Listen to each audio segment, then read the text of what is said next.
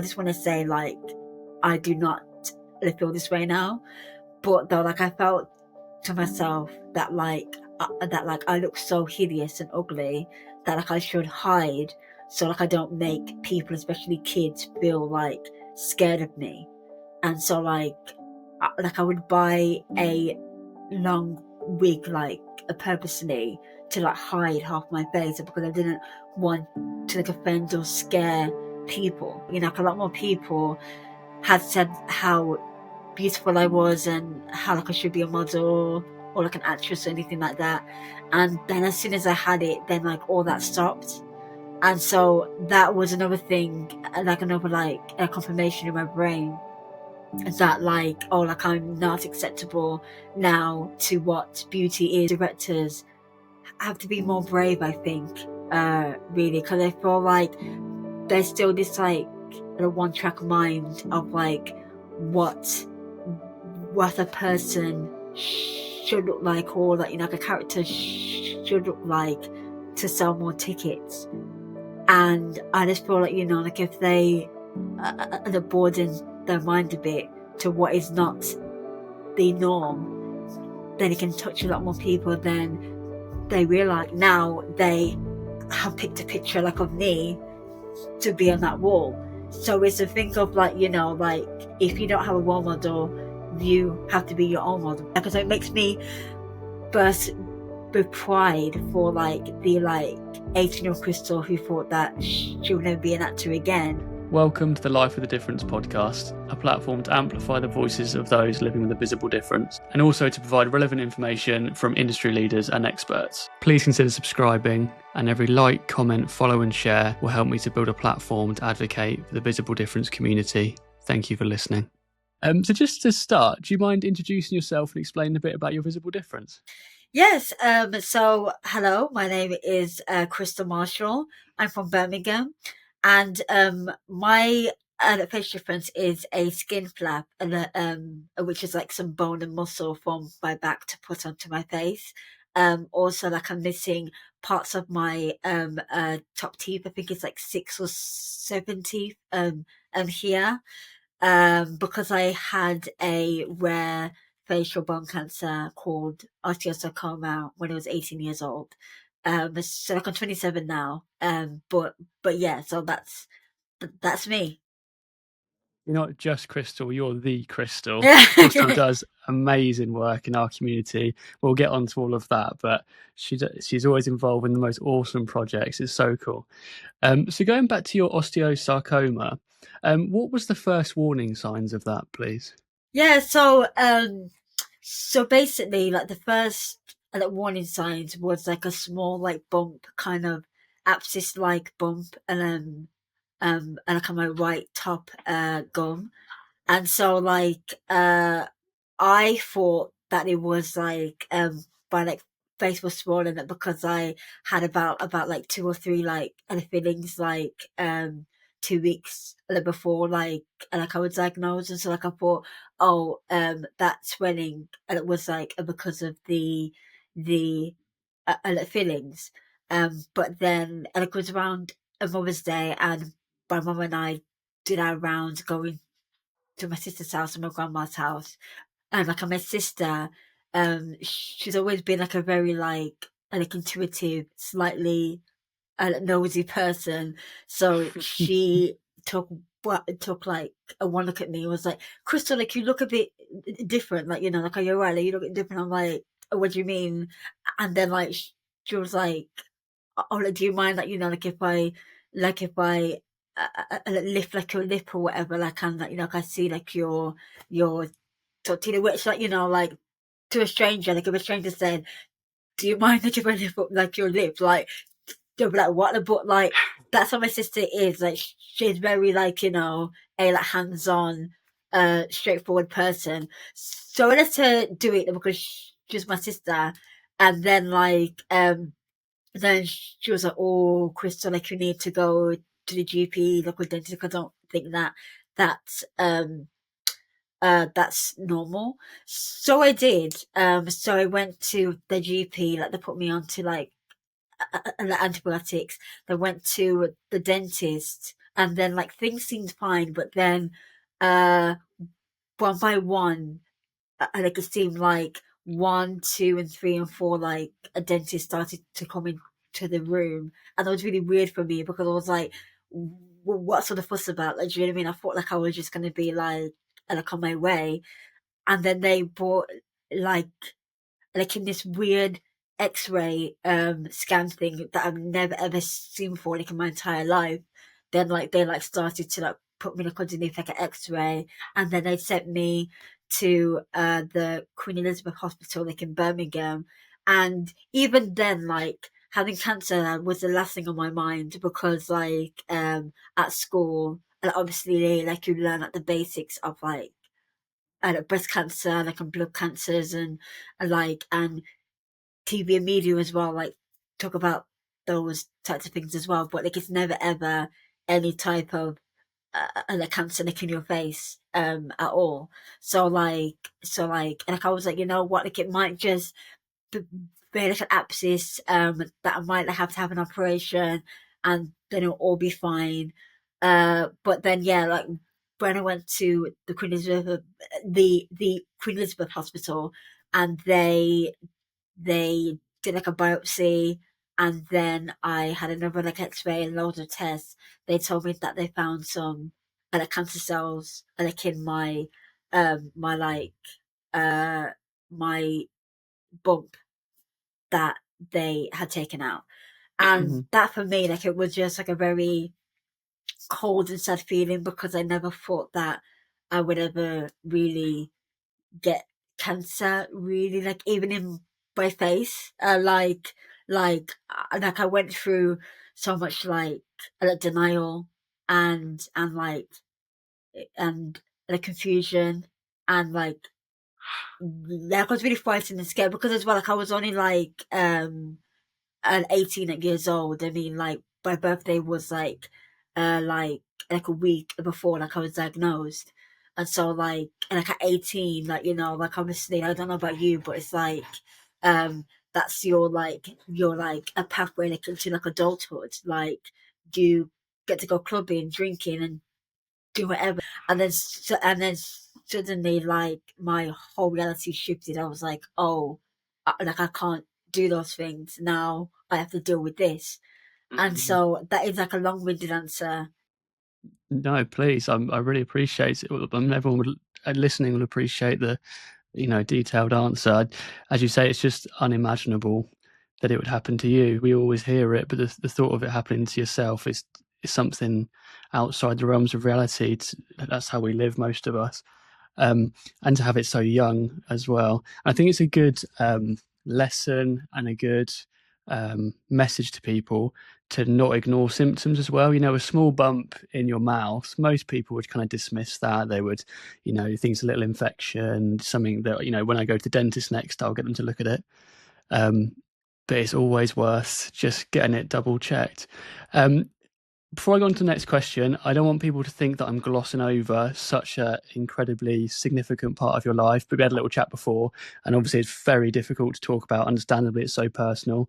Um, just to say to anyone else who's thinking about coming on the podcast, and luckily I've got a good list of people, there's never any pressure to talk about anything you don't want to because it's so personal and emotive. So please never feel pressure to.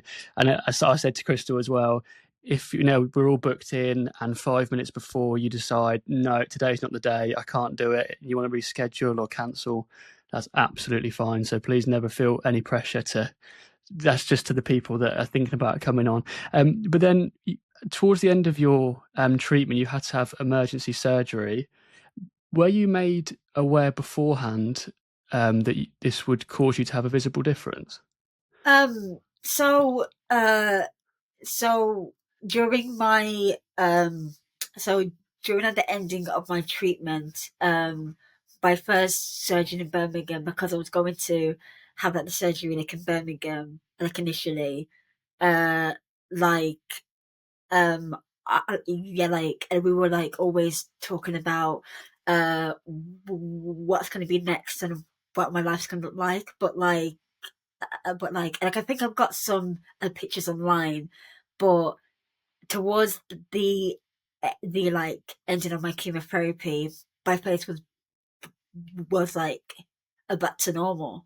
Like the tumor had shrunken so much that that like I didn't really have a lump anymore, or like I didn't really like, have a face shape. I think it went from going from this big like pear shaped tumor to this like small little seed, and even like the surgeons and doctors were so like amazed by that, because like they really didn't really like expect it to go down that much.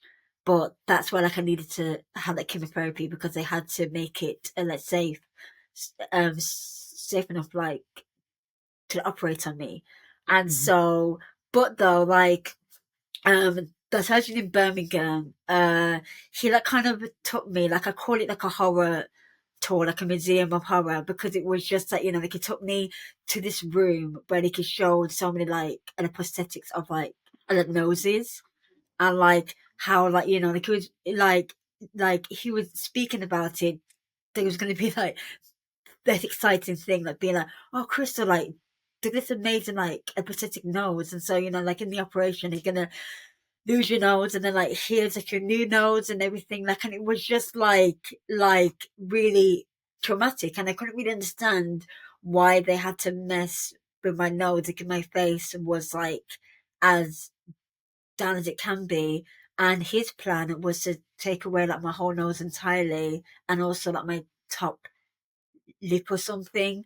And like he was just saying all these things when like towards the end of my treatment, I like I was filled with so much hope, and then I was just um tore down. I can like like of course I'm not speaking bad about that surgeon at all, or anything. I mean, maybe that's just what like his practice was.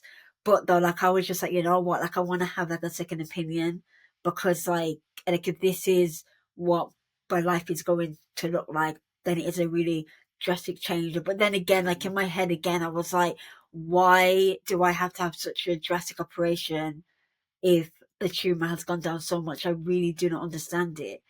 Anyway, like something happened that like it's a very supernatural thing that happened. Like, so when me and my mom were searching for like a second opinion, she was looking on Netflix. She told me this story, like it's crazy. She was like, I looked on Netflix, watching TV show or something.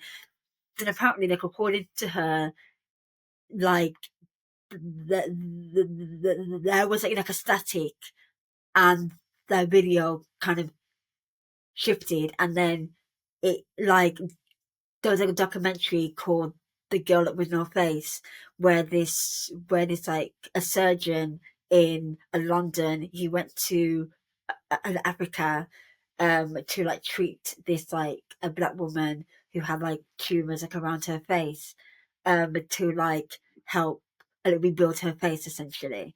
And so that man's called like Professor um Ian Hutchinson, and he like specializes in like a facial operations, but whether like it's a good like a tumor or like a gunshot wound or whatnot, like do you know what I mean? Like that's what like his specialty is. And so my mom looked at the credits, saw like his like a phone number, like any details, called his like a secretary, and then like we were seen straight away. And then when he first saw me, and like um the first thing that he said was like Crystal, like, how come like you didn't come to me first and have your treatment here? Because it wouldn't have gotten to the way that it did, like if you just came to me. I was like, like I didn't know about you. Like, do you know what I mean? I'm from Birmingham. I didn't really know about you. And so, like it's a thing of what I mean you talked about, where like with like healthcare, it is unfortunately like a postcode lottery, where like in my opinion anyway, like the healthcare that I get like in London is just a lot more better than I get in Birmingham here. Like, and that's just like the harsh reality of it. Yeah. Like like treatment wise, I think that Birmingham was great, but the operation wise, I just think that London was just so much better.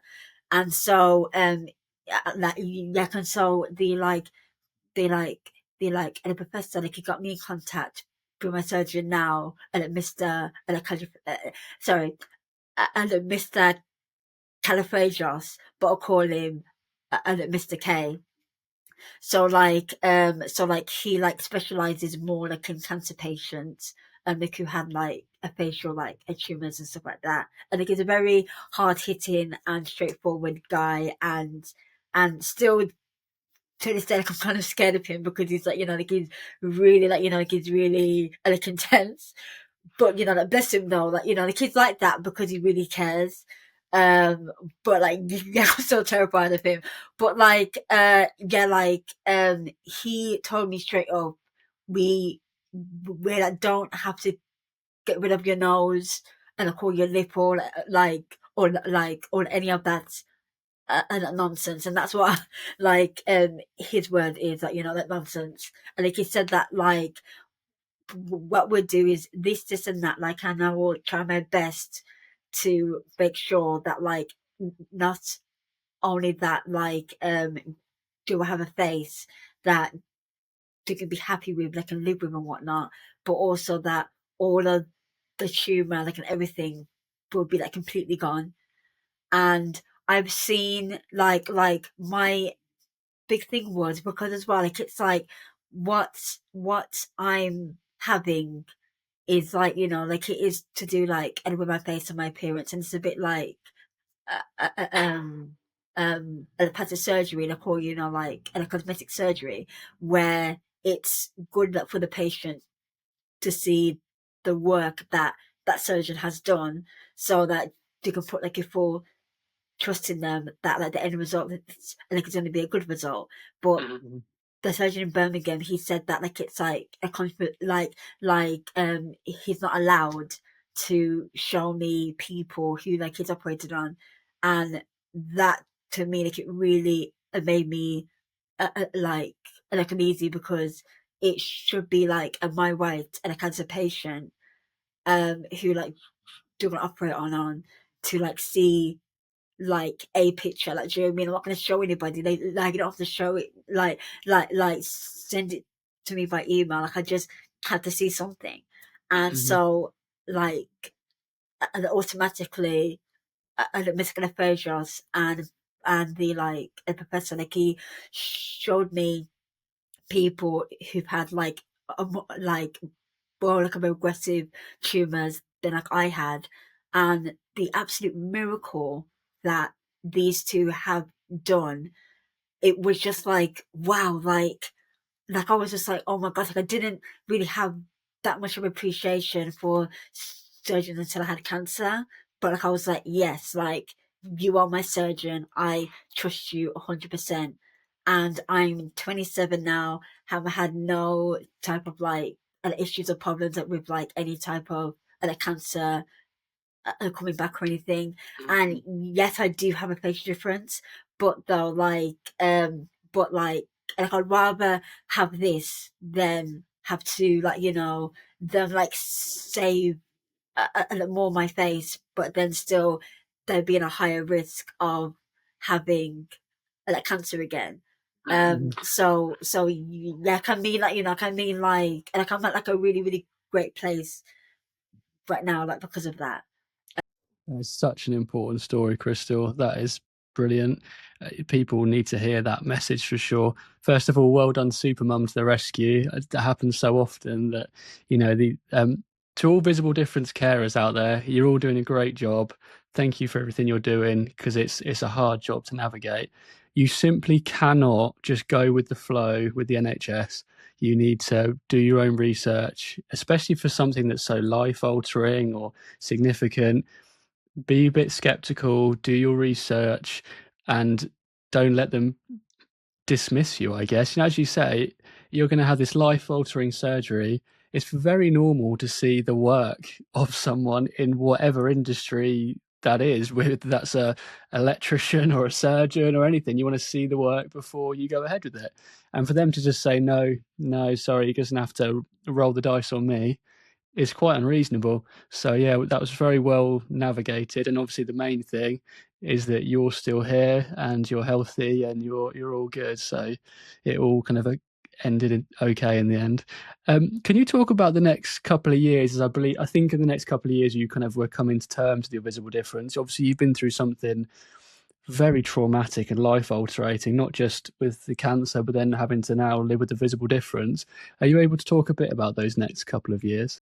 Yes, yes. I mean, like as I said, like all of like what happened to me. It started happening when I was like 17, and as a teenage girl, um, like as well, like and the confusing times of like a puberty, like and everything like that. Like I feel like like like I just felt like really like embarrassed like about my whole self and my like identity like and everything, because like acting and also like being a teenager, like it's such like a a face beauty, like like a forward type of industry. And in college, the main things that my teachers was like always like teaching us, and it was like our public image and everything like that, like and like press and that whole celebrity and whatnot, but also like a casting as well. And so it was just like I just thought like when my achievement it was like really really big, like an even, but when I had my operation as well, I was just like uh I can never be an actor because nobody would take me seriously at looking the way that I do, because like in media, like like if you look at like the Hunchback of Notre Dame, or like a Phantom of the Opera, or like any of those other shows and movies that people still like worship and idolize, and not really think that deeply about how deeply problematic it is, because it's not a caricature, like it's actual people's lives. And so like I just feel like there was nothing positive out there, like in the media, like for me to convince me otherwise. And so like I thought that, and like it sounds so bad to like say this word, like, like I just want to say like I do not feel this way now, but though like I felt to myself that like I look so hideous and ugly that like I should hide, so like I don't make people, especially kids, feel like scared of me. And so like I would buy a long wig, like purposely, to like hide half my face because I didn't want to like offend or scare people. And that to me, that was like a really really dark time, because it was like 2 years of just like hating myself, and hating who I was. And because I didn't really have a cancer anymore as well, like the NHS um put they put me like at the bottom of the list to have like the operation, to put in like my new teeth in and etc. And then COVID happened, and so like it was a whole other thing as well. And so like it was just like like it was just this like a constant self embarrassment and waiting for me to have like the next operation, so that my life could finally like begin. And so like I thought to myself, oh, like as soon as I have this operation, then I, then like I can start like show my face again, and small kids won't be scared of me, and like like I'll be like accepted again like into society.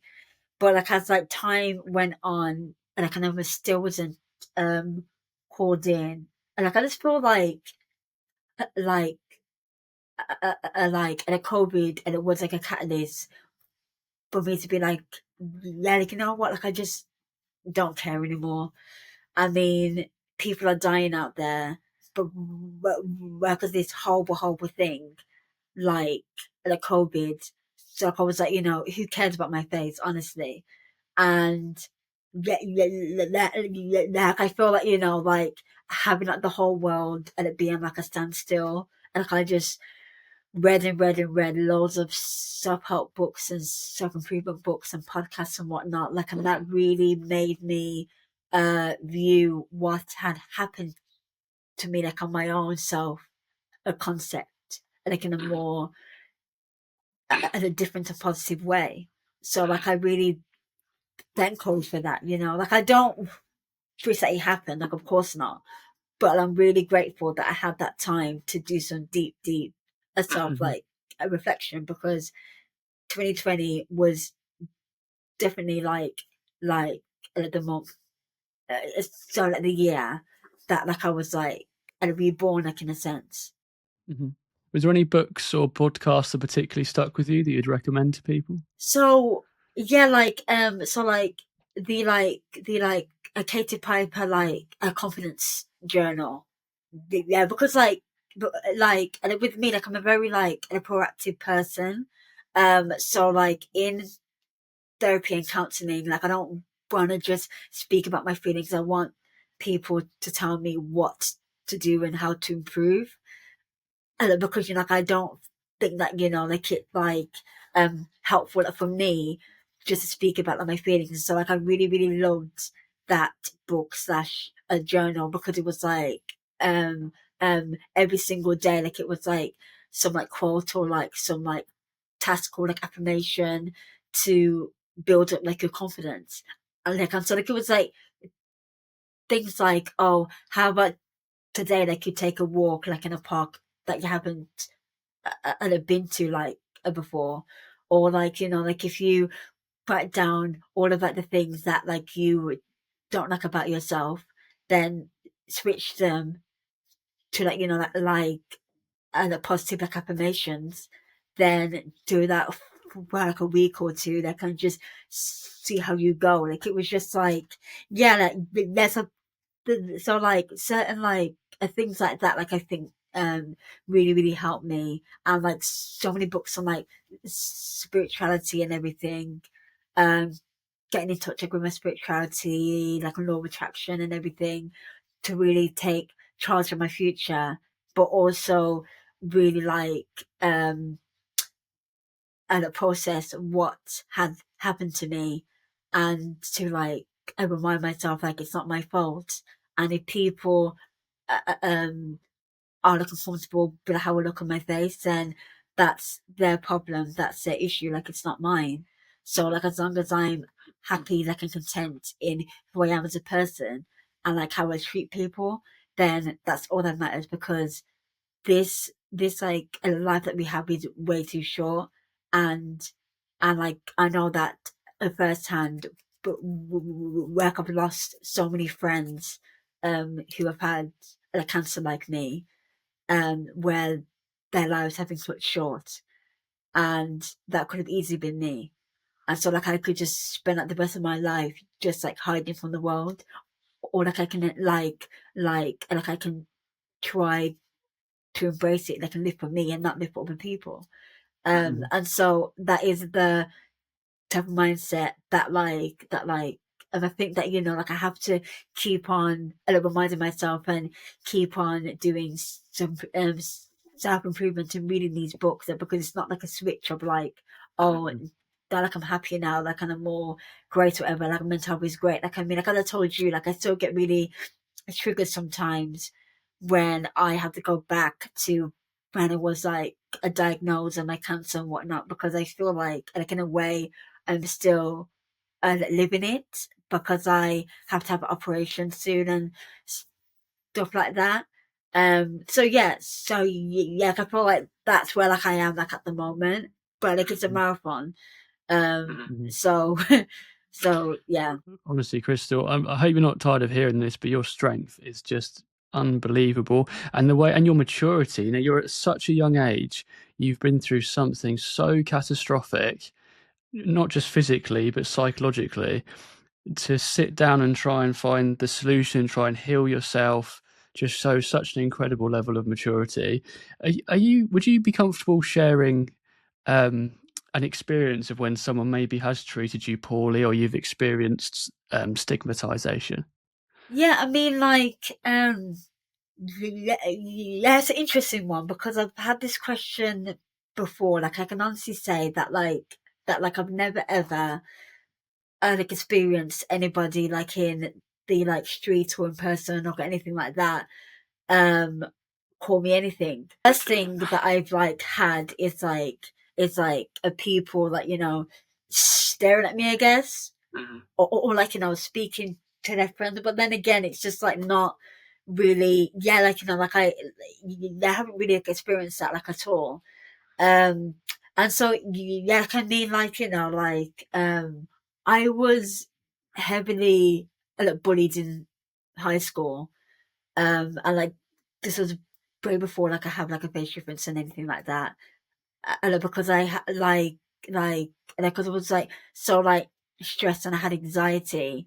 Um, but because I have a stammer, that like my hair started to like fall out, and so like I used to wear wigs, and then it got around that I did like a wear wig, and then like people tried to take off my wig or like, you know, say these horrible stuff, and so like I was in like in a constant scarcity, like and like, you know, like anxiety, like in school, like every single day.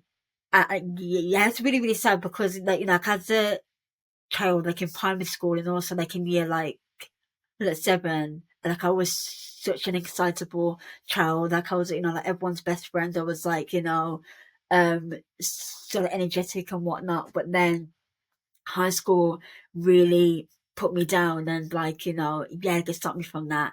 And like, yes, I mean like now, and like as an adult and having a face difference, and like I do get like the one odd, like mean type of comment or whatever. But you know, like I think that high school had like prepped me like in a way to not really care what people think really, like because like, you know, like at the end of the day, um, I went through cancer and I'm still here. So like you have to be a very sad person to make a, like a fun of a person who's had cancer, or like even like, you know, like who's got a face difference, like who's different. Like what type of human being are you really? Like, and so like I just feel like a sympathy like, for those kind of people, but like a happy, like a compassionate person who is genuinely happy like in their lives would not take their time and effort to hate on somebody for like trying to like raise awareness or to like be an actor or anything like that. They would be happy for them, right? And so like yeah, I just feel like that's my type of like a mindset that I just do not care what they say. It shows such a high level of emotional intelligence. Like you say it so casually. I was speaking to Abigail the other day, and she's the same. I think she's really young, like 21, 22, and she was saying things similar to you. It shows such a high level of emotional intelligence. It's so I try to do that, but trying to actually get in that mindset, I find so difficult. So it's really inspiring for people to see people like you who have kind of managed to master that. I feel like, you know, and because like I know how bad it can get with having treatments and being open and closed and open and reopen and whatever. Like those people don't know like the half like of the battles that like I had to get through like to be here. So it kind of like and then like it makes their like opinion not have that much power because like, you know, like I know who like I um um am like at the core of me, like, and so I don't really care. But also as well, like my mom is a very headstrong person, and I kind of grown up with like so many strong other females in my life as well. That like it's like kind of built up who I am, like, and today. Like, I mean, like, when I was bullied, and my cousin, she, she like went, she lives like an hour, like, or two, like, away from me, but she like went on to the like about three or four like buses or whatever. She waited outside of my school and she like spoke to my bullies and was like, "Who's bullying my cousin Chris?" Like, you know what I mean? And so it's just like, so yeah, like, you know what I mean? Like, and so, you know, with like, that's the kind of people that like I grew around. And so like, yeah, like, I just feel like, you know, like, I know that, like, and like, if anyone says anything, like, even now, like, with the Good Morning Britain thing, like, my brother, my sister, like, I like, you know, like, I'm trying to not say anything. I'm trying to keep it in, because I love you so much, Crystal. But, you know, like, if I saw these people in person, I would, oh, like, you know what I mean? Like, but, you know, it's like, yeah, yeah, and so, you know, it's, like that type of fierce love, like, it keeps me going because I know that I have people there who truly love me, like, and who, who truly, like, will have my back, like, no matter what. And I will say that to anyone who says anything bad about you, or like, you know, my friends or anything like that, like, because like, that's just who I am as a person. And so, yes, all thanks to them, really. Yeah. Yeah, if you're somebody who doesn't have that support network, the Visible Difference community itself is super supportive. So come find us, make yourself known, and we will look after you. There's a lovely group of people. So yeah, if you're sort of lacking that, we can become the surrogate family, I guess.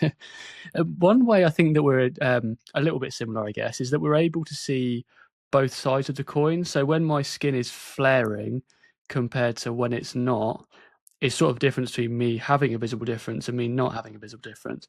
Obviously, you've seen both sides of the coin as well.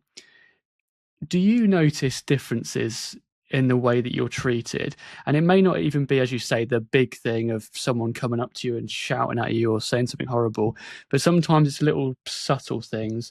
Like for me, I feel like a little bit in a social situation, I go into it on the back foot, and it takes a little bit more to get them on side and to come across likable, I suppose. It takes a bit more work.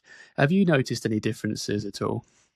Yes, I mean, like, before, um, but like, and before, like, I had a bit of a difference, and like, I noticed that, like, you know, like, a lot more people, like, it sounds like so sad, but, you know, like, a lot more people had said how beautiful I was and how, like, I should be a model or like an actress or anything like that.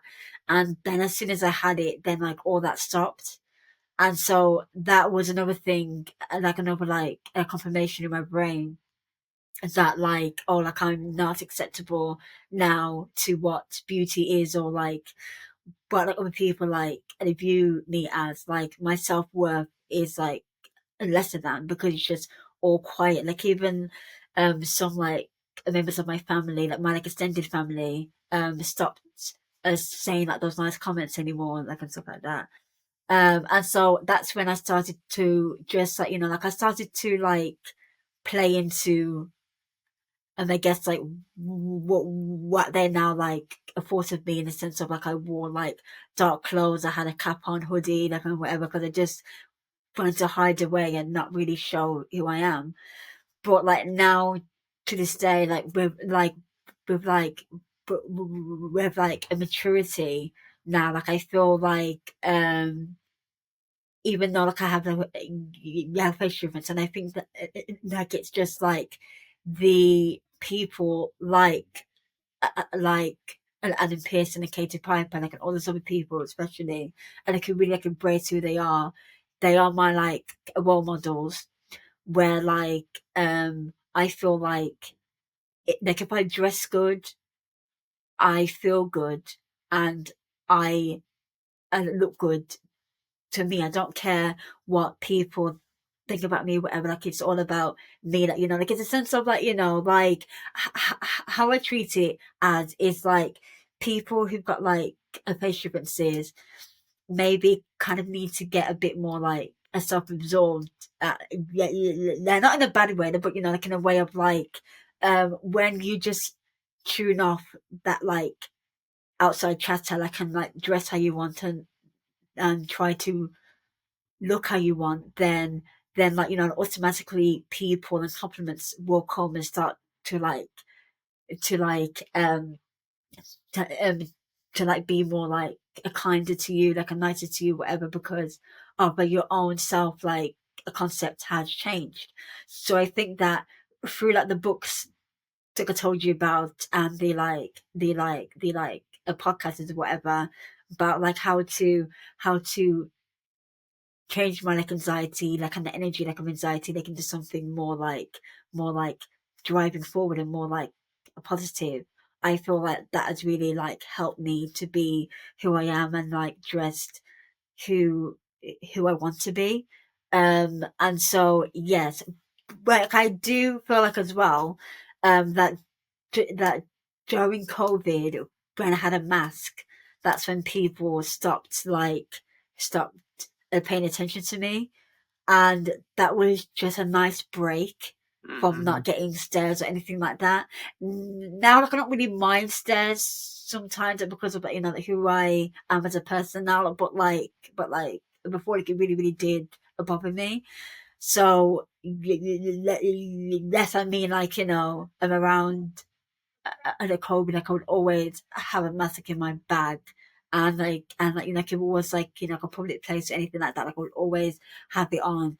And just like people just like treated me so much more like differently, like it was just a joy, just a nice break from not like having that attention. Yeah, sometimes it's all you need is that break. I do have it with my skin camo. Sometimes if I'm normally my flares are kind of weeks into maybe months, um, just to put that skin camo on, which is a service provided by Changing Faces, who we both campaign for, um, does me the world of good just to have that reset. Yeah, I think I messaged you because you were swanning about Paris looking super stylish. You could definitely be one of these fashion influencers or something. I think there's that urge, like you say, to um, make yourself small with a visible difference and be invisible and not draw attention to yourself because you're trying to avoid the comments or whatever. But yeah, I totally agree. It's does wonders for yourself when you dress the way you want to do and present the way you want to do. So I would encourage people to, yeah, do the opposite of try and hide away for sure. Do you do any work with Zebedee? No, I don't. No, no, no, no, no, no. Like, so like like it's a tricky one because like I've already got like an acting agent, and so you like have to not have an agent to be a part with them because like they also do some like acting and modeling stuff. So yes, unfortunately not. Yeah, no, I kind of like, but like I really like the core of who I am, like as an actress more than an like a model or whatever. So so like and that's why like I really really like I wanted like a proper acting agent. Um, yeah, like who'd get me there. And so yeah, but like I've heard of them, like, and they have like they have approached me, but it was just the whole thing of like contracts and stuff like that. So Mhm. yeah. I bet they saw some of your Changing Faces stuff and they're desperate to have you. You're so good on camera. You're so confident. It's brilliant. It was your family, wasn't it, that encouraged you to apply to the big acting schools? Is that right? Yeah. So for people who don't know, Crystal is you have a degree, don't you, from Lambda, and Lambda is a flipping massive drama school in the UK. Um, I didn't know. I was kind of ignorant to the acting world a little bit. But what was that like when you applied to Lambda and you got that yes? So like I didn't even know what Lambda was really like when I applied like so basically I because the world didn't really show me that like um that people who had like a visible difference will be like accepted or like taken that like seriously. Like after my operation, like I was like and like I still want to get in to the arts industry, but I might not be able to be on stage or like on screen. And at the time, like I tried to like convince myself that that was fine. So I trained to be like an assistant, a stage manager, like at my law school, like at the theatre. But I think that like a BBC stories, like they like did a feature like on me about that. Um, and so yeah, so like I worked there like, for about like 3 or 4 months. And I think it was good, like to like get back and get back into that world again. But then there was a moment where like I was doing the Christmas Carol, and then I just saw like all of my friends like on stage having fun and being acting and like and stuff like that and doing these great things and whatever. Then I said to myself, like, almost like had like epiphany. Like I was like, hold on, who told me like I couldn't be an actor? How come I can't do that? Like I can still speak, I can still like communicate and be like understood. Guess I don't have any top like dental that stuff going on, but like I can still speak and act, right? So I said to myself, like, you know what? What do I have to lose? I'm going to uh type in to Google like the top 3 like drama schools like in the UK, and I'm just gonna apply for it because why not? Like it just sounds, yeah, why not? You know. Um, What was the application process? so so they're all different. So like I applied to like WADA, which is like the Oxford of drama schools. Like, you know, I applied to like WADA and London, like in Central, School of Speech Drama. And then so like it was like sending a monologue and like a self tape, like like a monologue. Then they like yeah. So that's like the first round. Then like the second round is they like hand you like a duologue, um, to like act with like a graduate or something. So you like have to learn that, then you have to learn a Shakespeare text and then do like another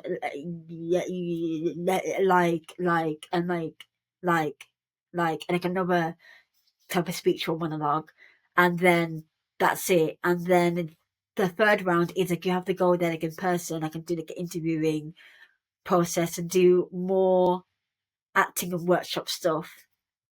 And then you hear back like if you got in. Yeah. So so that's what it was. So like I didn't get into my dream school, which was like an essential, like, and like I saw like, but like, but But Lambert's by not a that small point, school, is it? Like it's a no, very no, no, no, no, prestigious no, school. no. There was like, but you know, like at the time, like I didn't know what that school was. Like, you know what I mean? I didn't really know like it was such a big school. Like I just like applied to Central like, because like because like Kit Harington, who plays Jon Snow like in Game of Thrones, like actually like I'm a huge fan. I love Game of Thrones. I love Kit Harington. And so I was like, you know what, like I want to go to that school because he went to that school, and so that for me that was a good thing. But like then I didn't get in, and so that was really sad. But then Alauda kept on calling me in and kept on calling me in. I was like, oh my gosh, you know, like, yeah, what's going on? Then they came to Birmingham to do like a regional like audition. So like it was like a workshop thing, and I just like I remembered I think arriving 2 hours early because I was so nervous, you know, like I didn't want to be late or anything. And yeah, like everyone was so kind and so talented and honest and everything. So like I was like, okay, like I might not get it, but like I'm gonna be like, here, like I'm enjoying it. It's gonna be good. Then I got the phone call saying like, oh, Crystal, like you like have been accepted to now the drama school. And I was like, what? Honestly, I was like, me? Really? You sure? Like, you know, I was like, yeah, cause yeah, like, I mean, like, it's so funny, right? Because I found myself tape, like, 3 months ago, like, and I was terrible. Like, I was so bad that honestly, I don't know how, like, I got that far because the acting was not as good as it is now. So I was like, how did they fit me? Like, but like, yeah, but, yeah, like, I feel like, what I told at Lambda that first meeting was like I don't really see people who are like me, like in TV media, and like and like like I want to choose a drama school that will not only help and like support me like in the industry like and whatnot, but also just like train me to be like the best type of actor I can be because I really want to make change. And that's why Lambda, like at a drama school, like I think that really like and it resonated like with them, and like till this day they've been so kind and supportive of me. Like and they've just been a cheerleader for for what I do like on my career like as a whole. And yes, I mean they're not perfect. Like what school or the institution is really like but like I'll always say that like whenever like I had any problems or like and issues or any concerns regarding like my casting, they will always be there to hear me out and listen, and they will like try their best to make sure that they are like as accommodating as possible. And so I feel like like in that way they are like they are such an incredible school. And like because well like I remember like because like when you go in to the like school there is like pictures that yeah of all of like the graduates that kind of the wall and whatnot. And when I went in for my audition, I was oh gosh, like like it would have been so great for me, like as having a facial difference, to see a person there like on that wall who's got a facial difference to make me feel like like like I'm accepted and I belong and whatnot. And now they have picked a picture like of me to be on that wall. So it's a thing of like, like if you don't have a role model, you have to be your own model. You're like a role model, like, and so like that because it makes me burst with pride for like the like 18-year-old Crystal who thought that she'll never be an actor again, to like be like like the next person who unfortunately has this type of the cancer like or whatnot. Like if they want to be an actor, they can see that picture of me and be like, like it's gonna be alright. Like because like she's done it. And so like I just feel like, and like I'm really, really grateful that school has built up my confidence and my self-esteem, but also proved to me that the whole world is changing and the industry is changing, and that there's a place for me. And so yeah. It's so lovely to hear that not only did you get in, but you had a good experience. I'm so glad to hear that they were able to, work with you and accommodate things that need accommodating. That's so nice to hear. What are some things you think need to change in film and media? I know, so with Changing Faces, we do a lot of the do the Face for Radio campaign. There's also the Not Your Villain campaign, because so much of the little representation is negative. It's, you know, the Bond villains. It's always negative. So, what are some things that you think needs to change within the industry? So I feel like I feel like the casting directors, but also like producers and directors have to be more brave. I think, really, because I feel like there's still this like one track mind of like what what a person should look like, or like, you know, like a character should look like to sell more tickets. And I just feel like, you know, like if they broaden their mind a bit to what is not the norm, then it can touch a lot more people than they realize it. But I just feel like people like these days are not that brave enough to like take that step or take that leap. Really, like it's just like yeah, because and Adam Pearson, like, is a great example. And like, he's a friend of mine. And like, he's a great example that like he can sell tickets and be like an incredible character that really like relates that to people. And so he's like a first example, like, and a great example, like of that. Like, I'm like he can act alongside Scarlett Johansson and Sebastian Stan. Like, I'm like all these top stars, but still shine because he's just like being himself.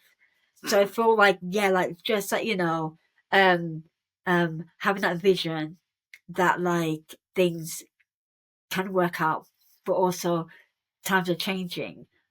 Like, and as well, like, you know, like I know that like the podcast that you did with Stacey, which was like so great, by the way, it was incredible.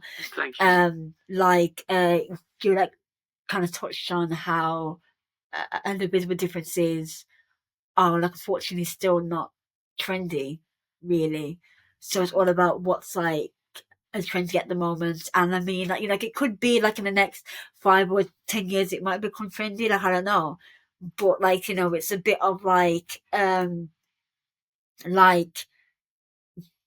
just because it's not trendy, like people are not speaking about it, still trying to like speak about it as much as we can and advocate for ourselves as much as we can to like try to have it like in their face that we're here, but you know, can we here to stay, like, and that's why like, I love like the whole like a place for radio, like a campaign that we're doing, because it just shows that we are tired of being put to the side and not there like in the conversation of a diversity or like disability or whatnot. Like, we are here and we have stories to tell, like, and we're all so different, but we're still like a like community that wants to be seen and heard.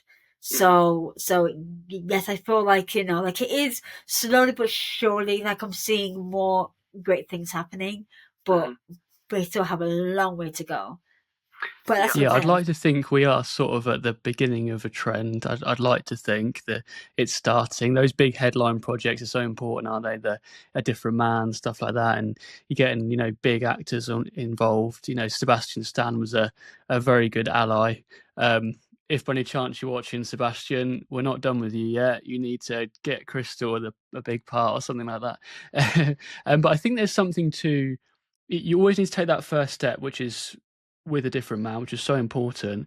But I think I've seen you mention before that we need more stories where um, an actor or an actress with a visible difference isn't in that film or TV show purely because of their visible difference. It's not the center line of the whole story.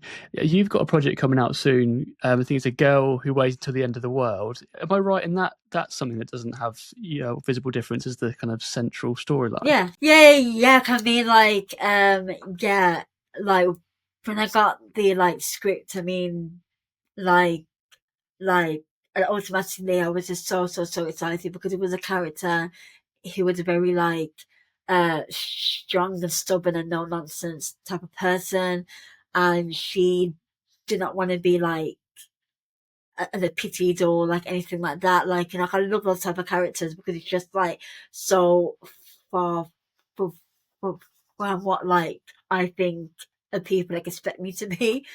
So yeah. So yeah, it was really fun, and hopefully early next year it's gonna come out. So yeah, it's gonna be really exciting. Awesome. But right, like I got to play like with a little dog, like the whole shoot or whatever. Like it was so much fun.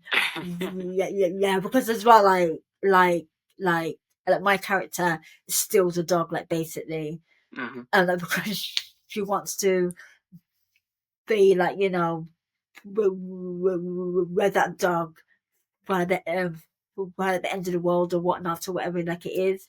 And so yeah, it's just like really funny, but also really like tragic as well. And yeah, I can't wait for people to see it. Yeah, I can't wait to see it. Is there going to be sort of a premiere and stuff like Yeah, that? yeah. Oh, brilliant. Yeah, really looking forward to it. In terms to touch on your advocacy quickly, so you're a very prominent advocate. You're always involved in projects. Do you have any projects on at the moment? Um. Oh yes, I do. Like now, like I've got a project with like a Romeo coming soon. Okay. Like an acting project. He's a campaigner. For like me and Andy, at like a Changing Faces. But I can't really say that much about it. But I will say though, like it's going to be really epic and really. He was trying to get in with Nike at one point. Oh It's not yeah, Nike, is yeah. it? They haven't come knocking, have they? That would be amazing. I know. Like, and like I'm trying to, like, you know, like, because I love him as a person. I say, like, I'm really trying to to and work with him as much as possible. So like, who knows it? You know, like it might be a Kristen and Romeo Nike commercial coming soon. I mean, like I'm putting it out there, like it's like. Romeo is similar to you in that he's so important to advocacy because he's so confident and he's so good with people and so likable. I know he put a lot of people at ease at that media training day because he was so, you know, so friendly, same as you. I had to do my photo shoot with him and I had no idea. So really, no. Like I feel like you were really like you have an energy that's very like kind and bubbly, like and very like, you know, approachable. Thank you. So like you were like, you know, like I think that like you're selling like yourself short. Like I feel like you were like, you know, as equally friendly, like and engaging to speak to. I think it's a side effect of living with a visual difference is, I guess, low self-worth and being overly self-deprecating. So it's something I'm trying to work on for sure. They're called, but you know, I will say though, like that, that's not how you came across at all. Oh, thank you. Yeah, and thank you for being so welcome. It was so lovely to meet you there. It was such a good day. I really enjoyed it. Just to finish off, is there anything in particular that you're hopeful for in the future?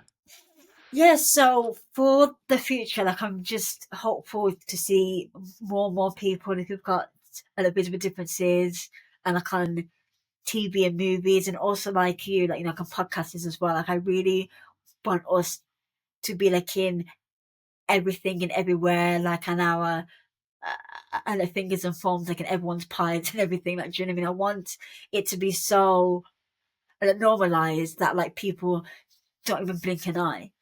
And so, like, you know, I can as well, like, it doesn't have to be like have to be like a public facing thing. And like, it could be like, you know, like a doctor or like a nurse or like a shopkeeper, like, or anything like that, like, you know, because I work in a theatre and they're selling like tickets and whatnot. So that's me, like, you know, like, being like, you know, like in a normal job, and people and kids can see me, like, and it's more like normalized. So that's what I like. I really hope that for the future, because I feel like the more that you see us, the more like it's gonna just be like more like a normalizer for everybody. So that's what I hope. Yeah, definitely. And you are being that change that you want to see in the world by being such a fantastic role model. We're so lucky to have you, Crystal. Your work is fantastic. You know, we all feel the pull to hide away, and it's so inspiring being around other advocates that are doing the complete opposite. You know, they're stepping forward into the limelight. You know, people like you, like Dylan, you know, just refusing to make themselves small and taking up space. And so thank you for everything you're doing, and thank you for your time. Thank you. Thank you so much.